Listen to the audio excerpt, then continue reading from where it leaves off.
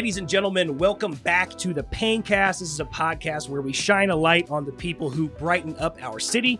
Couple of things I want to say. One, thank you to everyone who has bought a t-shirt. You are helping fund the podcast, and you are supporting the backbone of the podcast, which is Veronica. So thank you very much for that. If you guys would like to buy one, let me know. Hit me up on Facebook, text me, email me, call me. This is what they look like. This one is yours. Thank you. So there you go. And then we actually have a sponsor. This episode of the Paigncast is sponsored by Seek and Find Ministries in Rantoul. Seek and Find Ministries is a 501c3 nonprofit organization. They provide clothing, shoes, household items, and so much more at a very affordable price for the community. It's a thrift store. They've got volunteer opportunities, and they also have like a Pray For You page. They help the families who have suffered from like a fire loss. So if there is someone has had a house fire, they're waiting on that insurance check to come in, they let those people come in and shop for free just to get back on their feet a little bit. So anyway, it's a great page. It's a great organization. Check out their Facebook. It is Seek and Find Ministries. And they also have a website, which is seekandfindthriftstore.org. So check them out. Thank you for sponsoring the podcast. Without further ado, I want to introduce our guest for today. She is with the American Marketing and Publishing, and her name is Krysten Wharton. Thank you very much for joining us today, Kristen. How are you? Good. How are you? Thanks for having me. I'm doing great. Real quick, before we get started here, plug, promote all your socials. Where can people find you? Yes. So my name is Krysten Wharton. I work for a company called American Marketing and Publishing based out of DeKalb. If you want to follow me, you can find me on Facebook. My name is Kay space Tee Wharton, Wharton. Krysten Wharton on LinkedIn. If you want to follow me on Instagram, Miss_Bella_3 is how you can find me. And I'm always on my social media sharing information about myself and what I do, but also about the businesses I work with in town. Gotcha. Awesome. So I want to get into what you do for a living, but first, tell me, where are you from? Kind of how'd you get here? Are you from Champaign, or did you move here? You transplant? I am not, but Champaign has easily become home. I've lived here for 14 years, Gotcha. Born and raised in Chicago, and then I moved down here when I started going to the University of Illinois in 2007. So 14 years, a little bit less than half my life, but Champaign-Urbana is home, and I couldn't ask for a better place to have kind of transplanted my roots. Gotcha. You're like a townie now after 14 I essentially years. am a townie, you're yes. Here. So what brought you down to Champaign originally? So I started school at the University of Illinois. I was a psychology major. I was cheering on the competitive team. And, you know, I loved the town so much that even when I transferred schools, I just felt like this was the place for me. There were a couple of times where I felt like maybe I should leave. Yeah. Everybody gets that sense of, oh, I'm a townie now, which is okay. It's not necessarily a bad thing. But, and then I found a great guy, and now I'm here. So this is kind of where we are. Nice. So then tell me, like, what was your career trajectory? I know that you said that you started out, ended up here, you went to the university, you were on the competitive cheer team. Yeah. What was kind of the career trajectory to get to where you are now? Yeah. So I started at the University of Illinois as a declared psych major freshman year, which, if you know anything about university or going to school, like, they usually tell you wait until junior or senior year, right, for a reason. Yeah. It can be really expensive, but it's a great institution, so I wanted to make the most out of what I could when I had the opportunity. I mean, not everybody can say that they can go to a Division I school like the U of I. So started in psychology, wanted to double major in psychology and kinesiology. Also not cheap to go to the University of Illinois. Yes. So I actually ended up transferring out. I went to Parkland, got my associates, and then I actually finished my degree at Eastern with a degree in broadcasting. So my trajectory was a little bit different. Right. I had an internship with ESPN. I was full-fledged in the game, and then I just decided that I wanted a career change because there was a lot going on in sports and in broadcasting, especially with women. If anybody knows me, they know I'm all about supporting women, empowering women. Not that we don't appreciate men too. Sure, right. But, you know, women need a spotlight. Yeah. And it was just not the place for me at that time. So took some time off, tried some different things. I had my own photography business for a little bit. But ultimately, when I found the company that I'm with now, I was like, this is home. This is where I need to be. And it was nice because ultimately, like, even when I started and wanted to do psychology, it was all about helping people. Right. And I get to do that every single day, but I get to meet all different kinds of walks of life. Yeah. So it's nice that I can have that impact on people within the community and all across the state, really, because I travel quite a bit. Sure. So I want to talk about your broadcast journalism start, because I think that there's a lot that you, at least for me, I applied a lot, even though I didn't want to go into news. And I'm similar to you in the sense that the big picture was like ESPN, right? You know, like I can see myself being involved with sports journalism. But for me, whenever I got more into it, I started to realize that there was a lot less sports than I was hoping. There was a lot of, I'm finding out about, it's a lot of reporting on people's like off the field stuff, right? Yes. Which was a lot more news to me. And that was one thing that I can remember the people that, like my professors and stuff being like, it's sports journalism. It isn't just all sports. Like you're reporting on sometimes people's personal lives, stuff that's going on around the league that has nothing to do with the actual sport. Yeah. And I didn't love it as much as I thought I would once I got into it. I appreciated it. It was such a fun thing to study. I loved having a major in broadcast journalism because I didn't have like as many papers and stuff. Bingo. It'd be like, here's a camera. Here, go get the story. We're going to do news and all of that stuff. Yes. So what did you like about it? And then when did you kind of realize, like, I just don't think it's going to end up being for me? Yeah. Initially, when I got into it, I loved it. And like you, like I'm a sports junkie. So I'm watching football, baseball, basketball, hockey, whatever I can watch whenever I can watch it. And when I got into it, I'm like, this is really cool to kind of learn the behind the scenes things, because there's not just one person as like not the spectator, but the commentators that are on TV that you see calling games. There's a lot that goes on. Yes, it's a team. It's almost as much of a sport as it is the sport that they're actually reporting. Yes. So I was like, this is really cool to actually see something like this and get to be behind the scenes and know the ins and outs of the production and how much it takes to put, voice over action or over B-roll. Yeah.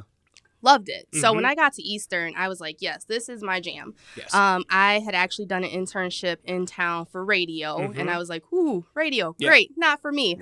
Right. I just never liked the way that my voice sounded on radio. It was a weird thing. It's a funny thing to learn, isn't it? Where you're like, oh, no, I don't like the way it sounds. Yeah, or even commercials. I'd be like, ooh, okay. Yeah.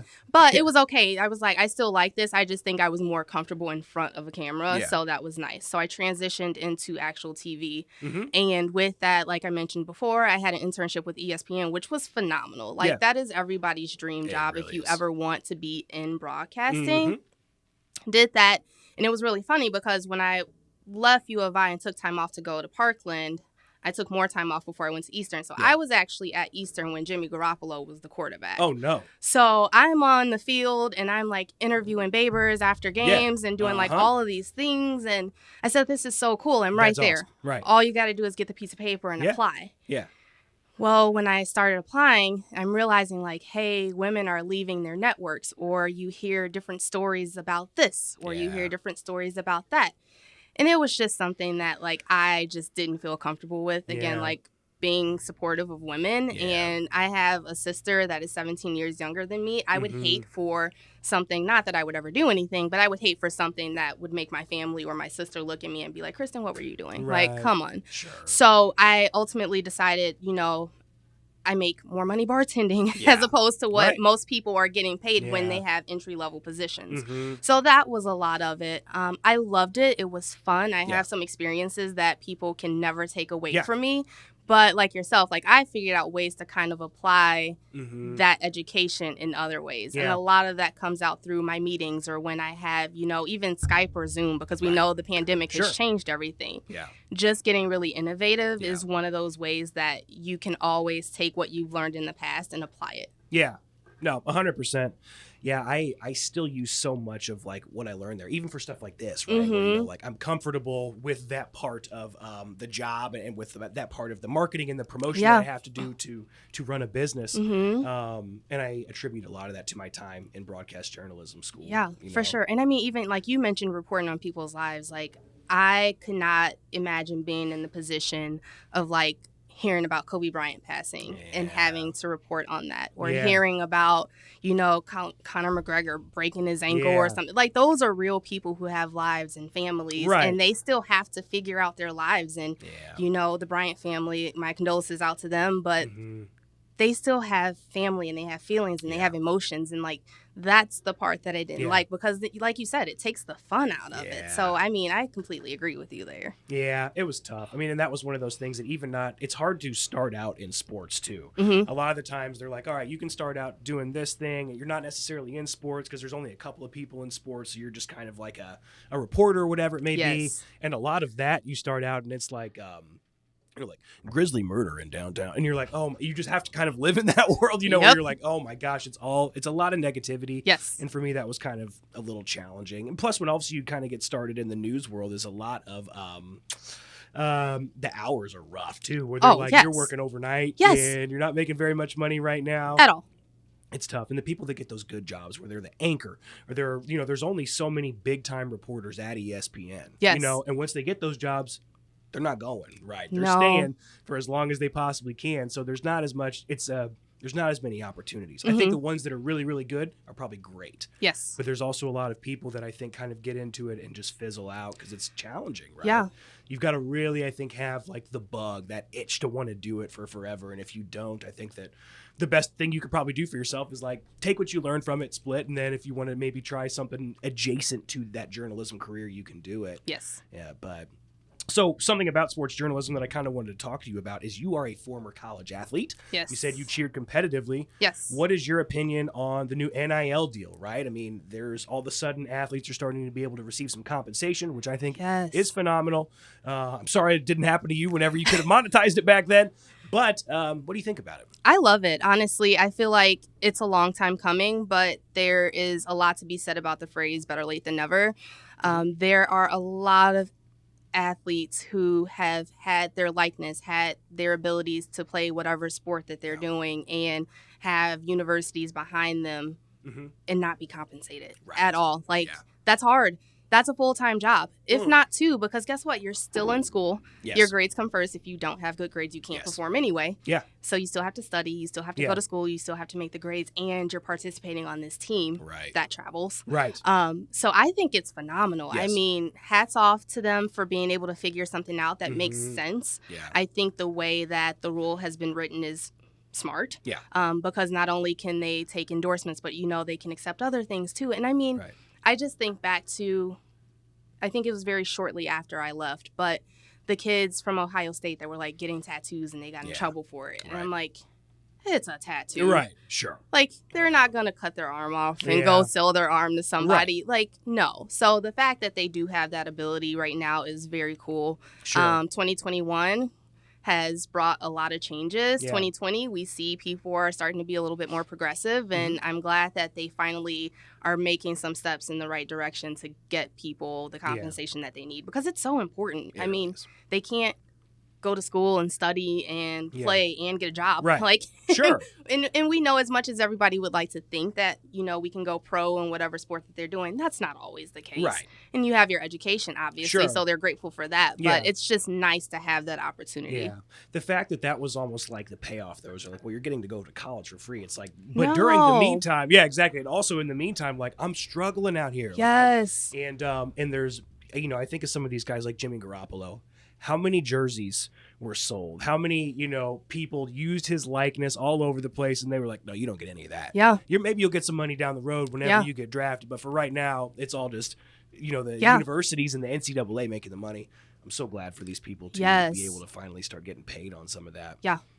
It was ridiculous how long it kind of went on where there was just no money going around for some of these people. I would love to see, and I'm already seeing guys like Andre Curbelo for the U of I, where he's on Twitter and he's posting stuff, right? Good. He's hooked up with all these different companies have reached out to him. I love it. I love to see it. The majority of college athletes don't go pro. It's something like 96% of them will never touch a professional field or court or whatever it may be. They'll just never get there. So that opportunity to kind of capitalize on it now while they've got it, I think is huge. Yeah. I think it's a good thing. And they'll always have the memories, but it even just brings me back to the 2005 Illinois team. Mm-hmm. Yes, a lot of them did go pro, but it's like, think about the amount of money they would have been able to make had, some of the injuries happened later. I mean, there's just a lot that you think about. Yeah. So, like you said, I mean, it's great. They're getting what they deserve at this point. So, yeah, it's a good thing. Yeah. I know you'd have a neat perspective on it, having been there. I wish it could have been you. It's okay. I actually was not compensated at all. So I was on the varsity team. So we paid money to be on the team, but that's okay.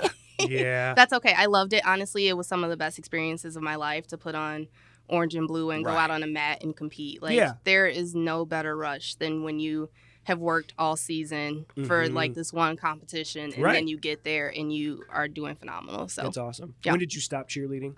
So I cheered from 07 to 09. Okay, gotcha. No desire to pursue it after you were done? No, my body is old. Yeah. I see people going to coaching. They want to like do that aspect of it. Not for you. That's also hard. Yeah. I've coached gymnastics before, and as a coach, sometimes you like to get out there and show them what you got. I can't do that anymore. It's easy. It's easy to think that you still got it too. I can go out there. I'll shoot around sometimes, play basketball, whatever it is. And the next thing I know, I'm like, I shouldn't have. Like now I'm hurting and I'm sore. And my wife's like, come on, man. Like, just don't play. Why do you still think you can do it? You're not 18 anymore. Right. I'm like, I still got a couple in me though. Right. And I'm going to end up blowing out my ACL if Please don't. I don't want to do it. No. Please don't. If I'm not careful, I know what's going to happen.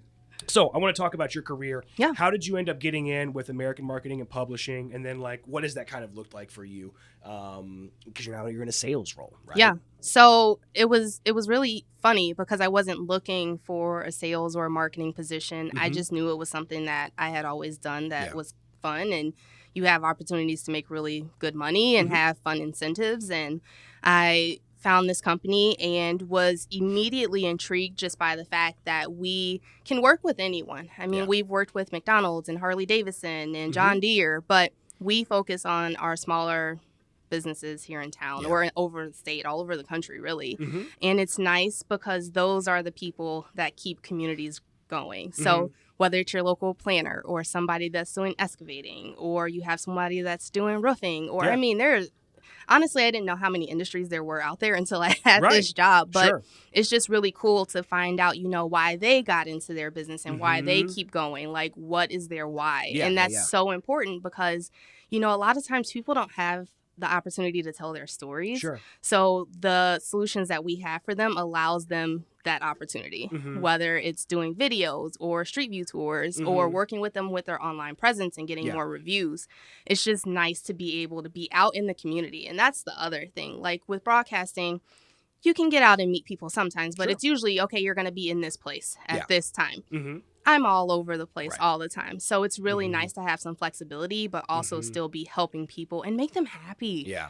The world should have more happiness. And that's something that I just love about my job every single day. So every day is different, which is nice. If you're anything like me, I have a running joke at work that I'm a squirrel. I'm all over the place with my ADD. But it's just nice that you have that flexibility and you can just meet a lot of people in general. So, I mean, as far as what we do, we have a ton of things that we can do. So we work with businesses with their online search engine optimization. So driving reviews, making sure that you rank well online or that people can find you online at all.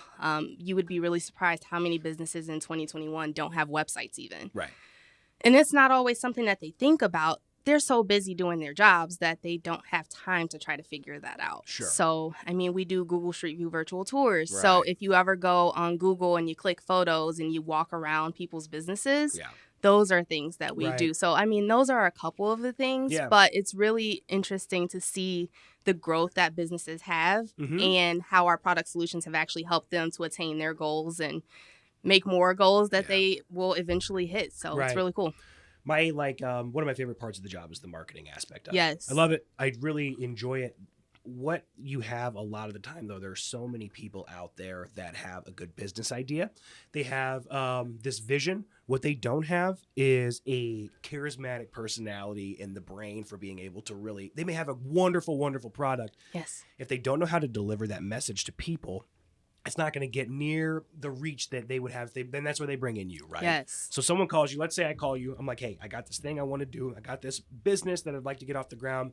How can you kind of help me to spread the word? What's that going to look like for them? So, I mean, at first there's a conversation. Like, we don't just go in with, okay, this is what you need because your business sucks. Like, we would never tell that to anyone. But like you mentioned, some people don't have the ability to kind of figure those things out on their own. So we have a conversation to say, hey, what are your needs right now? What are your goals?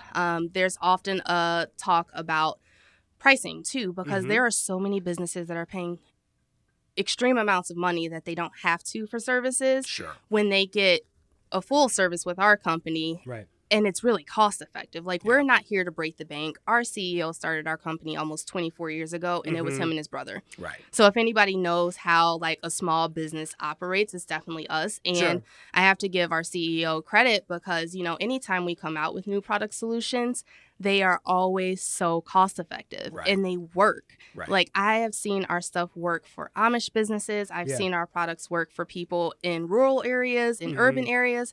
They work for everyone. So the fact that, you know, we continue to be innovative and kind of adapt to the times is one thing that's super nice.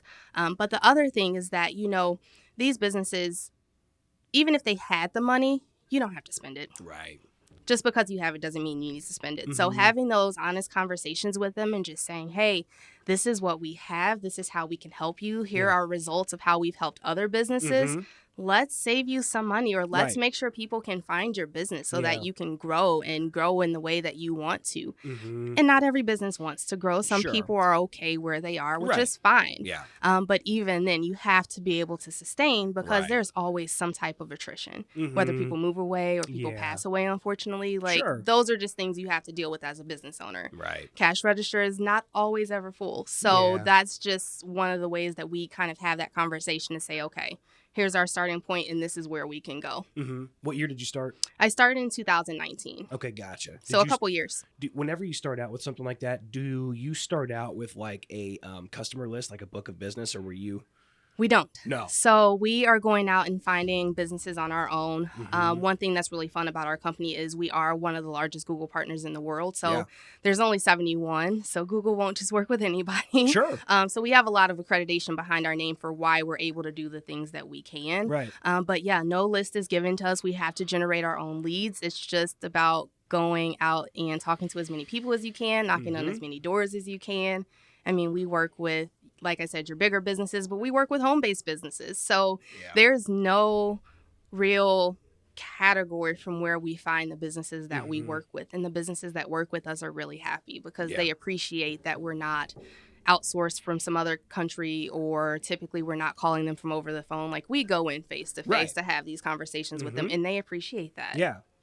I have so much respect for people who have taken a business with nothing, no customers, and have went out and found them all. So when I moved here, I didn't know anyone in Champaign. I came here, was basically sold a dream of being able to like be a successful insurance professional, be a financial representative in a nice town that's growing still, and it is such a grind being able to build up a customer base. Yes. You have to have skin as thick as a high school yearbook because you're getting told no. Mm-hmm. You got people that are like, nah, I'm good. You're like, are you sure? Because I could really use you to do this. You know, it's like, because it's hard. It's so hard. And it's just a grind being able to build up customers and while you're learning a job. It isn't like you came in with 20 years of experience. You know this stuff because you've been doing it every day. You're learning on the go while you are also trying to like market your own business, trying to reach out to people, trying to convince them that this is a good idea while you're still learning the product and the business. It is so challenging. Yeah, the grind is a very good way to put it, just because I think one of the things that business owners appreciate most about what we do is that they see us out working just as hard as they are. And if that's anything, it's a work ethic. Yeah. Like, we will go meet people on Saturdays or after hours, after 5, after 6, early morning on Sundays. I mean, there's really no time frame for when we aren't working. Right. But business owners appreciate that because they understand, okay, we're working 15, 16, 17-hour days. So the fact that, you know, you're willing to take time out of your schedule and meet me at 8 o'clock on a Sunday, which I did once. Yeah. They just appreciate that so much, but it also gives me a different perspective, and I appreciate what they do so much more too, because, you know, having my own business for a short time, it was just something to get me by. Like, I wanted to do it, but I was like, oh, I love taking pictures. Editing takes a long time. That's not the fun part of it. Every career path has like its pros and its cons. Sure. But it's so nice when people just legitimately appreciate work ethic, because that's what gets people the farthest, whether you're in insurance or in marketing and sales. It's a work ethic. So, yeah, grind is a really good way to put that. It's so hard. Tell me, like, what have been some of the was sales what you thought it would be? I mean, going into it, like. Was it what you thought it would be, looking at it from the outside? Because what you see, I think that a lot of people, you see the dream, right? Of Yes. Like, this is what you could be. Yes. This is how good it could be. Yes. And that's where people are like, I'd like to try that. Mm-hmm. What was it like getting into it? And then you also got into it in 2019, pandemic, as you're just starting to get some steam behind you. Yeah. What was that like? You know what? It was really interesting. I don't know that I had an idea of what I thought the job looked like. Yeah. I was fortunate enough. Our company, if you ever apply to be with us, we do what are called like ride days. So before you even accept an offer, you get to go out with somebody to see what day-to-day looks like, which is great. You might see some sales, you may not, but at least you get to see what the everyday grind is like. So it's nice in that sense that I didn't really have any expectations. I was just willing to go out and work as hard as I could. Mm-hmm. So I said, you know what? This is what people before me have done. I'm going to take all of their information in, soak it in like a sponge, and just go with it. And it worked out really well. 2019 was when I started, and then I was number 2 rookie of the year. Nice. And then number 18 in the company that Sweet. year. In like That's huge. 6.5 months. Thank you. So I was really proud of myself for that. And then fast forward, the pandemic hits, and I'm not one of those people that's like tied to email or anything. I literally just put email on my phone like 2 months ago. Right. Sure. And I just happened to wake up in the middle of the night, and I'm like, oh, I should check my email. I never do this. Right. But my boss had sent me a message. She's like, hey, we've got a conference call at 6:45. Oh, okay. Mm-hmm. I'll be on that conference call. Right. And I'm getting calls from people at 6:30. Are you awake? Are you awake? Are you awake? And it was basically on March 17th last year that they were shutting the state down. Mm-hmm. We're in outside sales. Yeah. What do you mean you're shutting the state down? And obviously we care about people's health and we want people to be safe. But that was something that even in almost 23 years at that point, our company had never really encountered. So we didn't know how to navigate. Yeah. We have an inside sales team, and they're fantastic at what they do. Yeah. But we're like, okay, what does this mean for the several hundred people that are out in the field? So we basically shut the state down, and myself and a few others, we had to figure out how to call people over the phone. Yeah. So that's kind of when, cold calling.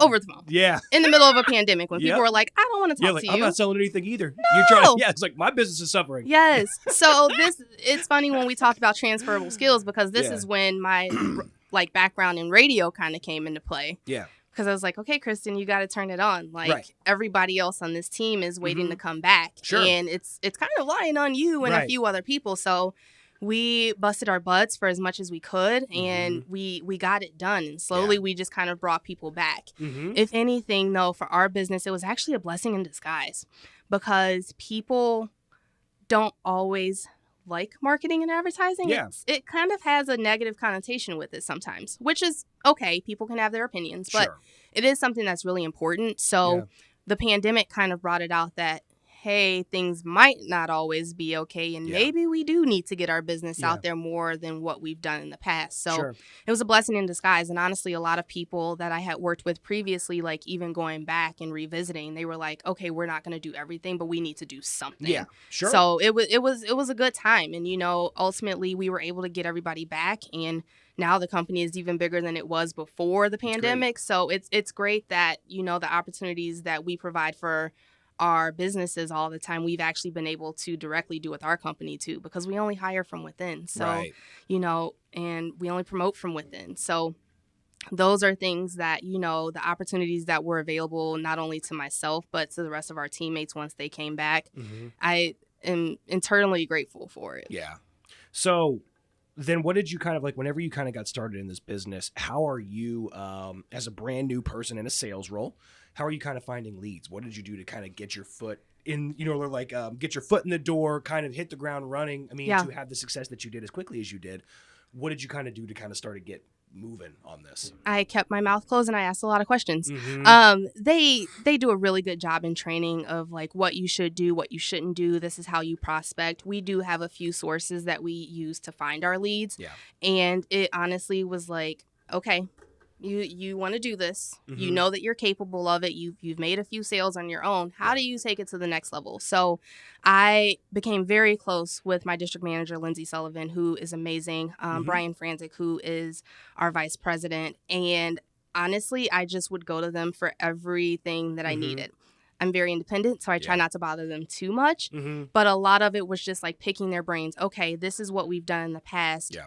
okay, this is working now. Pandemic hits. How do we kind of switch gears and make sure that we're still servicing our customers, but still being true to ourselves? Because a training manual only gets you so far. Sure. Like, you don't want to be robotic and trying to do things the exact same way that somebody else does it. Right. It doesn't work. Yeah. You've seen people that you're trying to mimic exactly what that person's doing, and it's not working. Right. So, for me, it was just taking advice from people that were 9, 10, 12 plus years in the game and just saying, how can I evolve? Right. And not being afraid to fail. I think that's one thing that's really important is, like, no matter what you do in life, there's always going to be some type of failure or some type of setback. But it's really like what you do when you bounce back from that kind of determines the type of person you are. And I didn't always hit my goals the way that I wanted to, or there wasn't always a time where I hit the numbers I wanted to.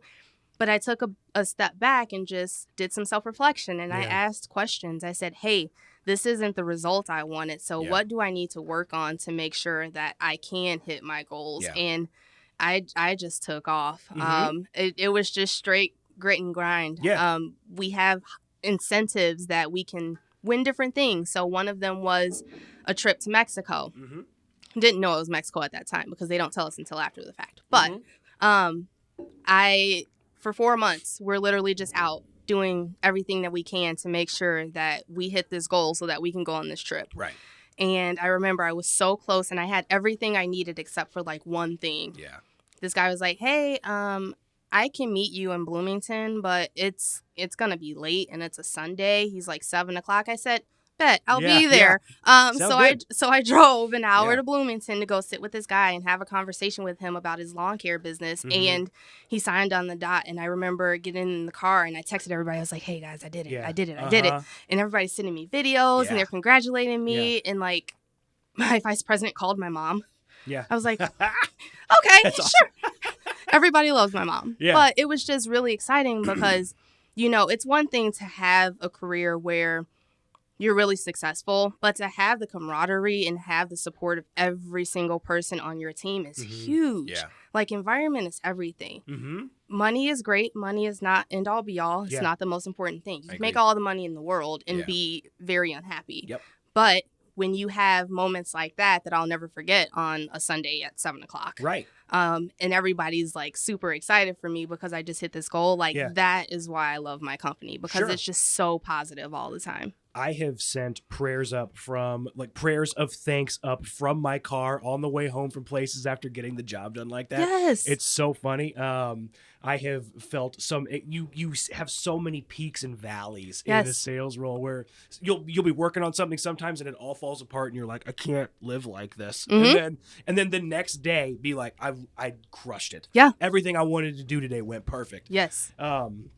That's so funny. And I love what you said about just being willing to like roll up your sleeves and fall down a little bit. Like I was talking to Veronica before the podcast started. I said, you can't get good at anything without sucking at it for a while. No.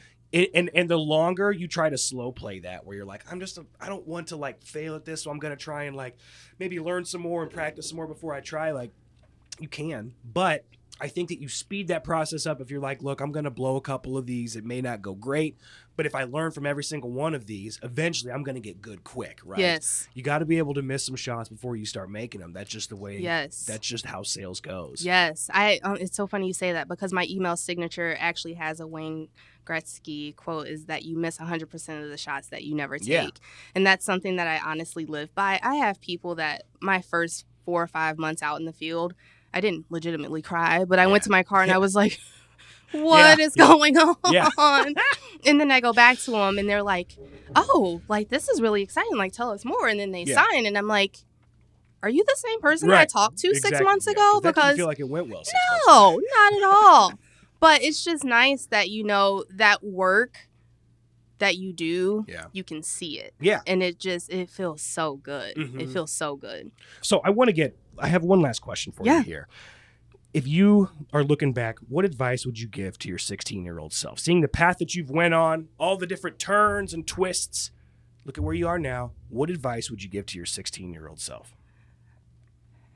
Man, this question is hard. It's deep. It's deep, but I like it. I would just say don't try to do too much planning. everything happens for a reason in its own timing. Yeah. And just have fun and live in the moment. Yeah. I feel like my 16-year-old self was like, okay, I've got to do this and this and this so I can go to college. And then I have to do this and this and this so I can graduate from college and get the perfect job and then start a family. I am 33, engaged now, not married, don't have kids. I have 2 dogs. I had a plan for myself by 25, and I didn't get there, but that's okay.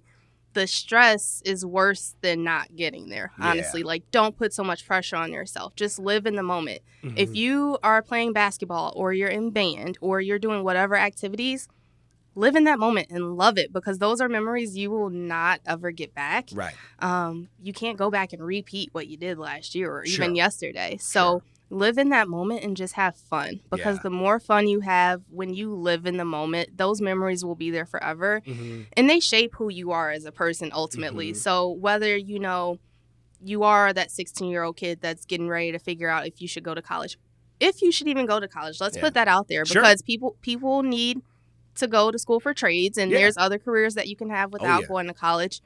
It's great if the opportunity is there. It's not for everybody. No. So don't feel pressured to go to college first. But yeah, just live in the moment and have fun, because wherever you're supposed to be in life, you will get there in due time. It's so funny. I've asked that question a lot now, and the majority of the answers are people being like, just slow it down. You don't have to get there. You'll end up wishing away some of these years that you look back on and you're like, if I could just get one more day back in that brief little moment of life. You know, whether it's a college dorm or it's you with some friends from back home that have all kind of split up or whatever it may be, you can sit there thinking like, yeah, but if I could just get past this, I'll get to this stuff down the road. That's where I'm going to be really happy. And I think that so much of happiness comes from like, from where you're at up here, right? Like being able to settle down and enjoy it, you know, and all of that. So it's important. It is. It's super important. And when you take the time to just be in the moment and slow things down, you have a different perspective on life, and people mature at different ages, and we know that. But, you know, if you can go out there and be yourself, like, figure out what makes you happy. And when you're happy, everyone else around you will be happy. And there is something so meaningful about being around someone that's happy. We've all been around somebody that's a Debbie Downer, that doesn't like their life, they don't like their career, whatever life threw at them. Everybody has something that gets thrown at them. So, I mean, slow down, enjoy it, just live in the moment. Don't try to be 25, getting married and having kids, and get a college degree at 20. There you go. No, I love it. I think it's great. Listen, thank you for coming on. One more time, plug, promote, tell people where they can find you. Yes, thank you again. So, Krysten Wharton with American Marketing and Publishing. I'm on Facebook as KT Wharton. My Instagram is Miss_Bella_3. You can find me on LinkedIn, Krysten Wharton. Nice. I love it. Kristen, thank you for coming on. Yes, it was a lot of fun. Thank you for having me. So much fun. To everyone that watched, thank you very, very much for checking out this episode of the Paigncast. We'll see you next time.